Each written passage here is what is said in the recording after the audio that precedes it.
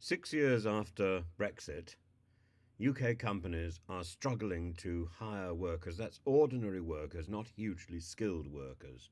And it's so bad that now Lord Wolfson, who's the boss of the shops next, has gone online, has gone public. There's a BBC recording. I'm going to play it in a minute. And he says that we need foreign workers, we need immigration, we need migrants to come to the UK, if only on a temporary basis, to help deal with the chronic labour shortages that are hurting the economy. Now, this is something which goes back 12 years to the destruction of the supply of temporary workers in farming industries, people who would come and pick bulbs, who would come and pick potatoes, the seasonal workers. And they often worked in large groups. And you could get groups of workers, particularly from Eastern Europe. And this was stopped about 12 years ago. It was a disaster then. It destroyed, for example, the bulb industry in Lincolnshire, and it destroyed other elements of the farming business and farming community.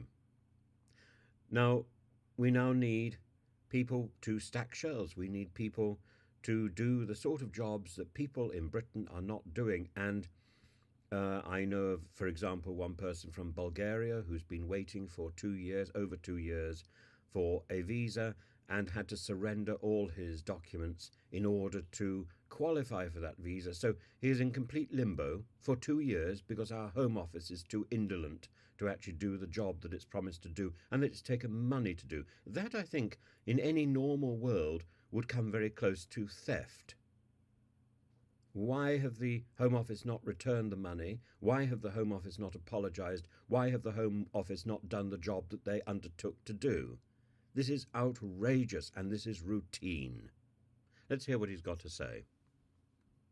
We have got people queuing up to come to this country to pick crops that are rotting in fields, to work in warehouses that otherwise wouldn't be operable, and we're not letting them in.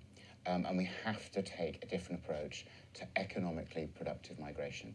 We have to control immigration, but we have to control it in such a way that benefits our economy rather than cripples it. You were a pro-Brexit business person, not that you're, and perhaps in a slight minority in that sense. You got growth is down, taxes are rising, trade has fallen very significantly. Was this the Brexit you wanted? I think in respect of immigration, it's definitely not the Brexit that I wanted, or indeed many of people who voted Brexit, but more importantly, the vast majority of the country. And we have to remember, we're all stuck in this Brexit argument. We have to remember that what post-Brexit Britain looks like is not the preserve of those people who voted Brexit.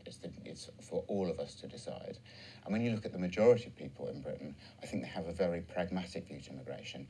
Yes, control it where it's damaging to society, but let people in who can contribute. We're looking at sectors around the UK are finding it hard to recruit. The economy is struggling. Pubs, restaurants, logistics companies, all struggling. Lorry drivers, poultry workers, having great difficulty getting temporary visas and fixing that supply chain. For next this year. Is the problem. Look, I think next year is going to be very tough. We're going to be in a recession. But I think there's a difference between recession and the end of the world.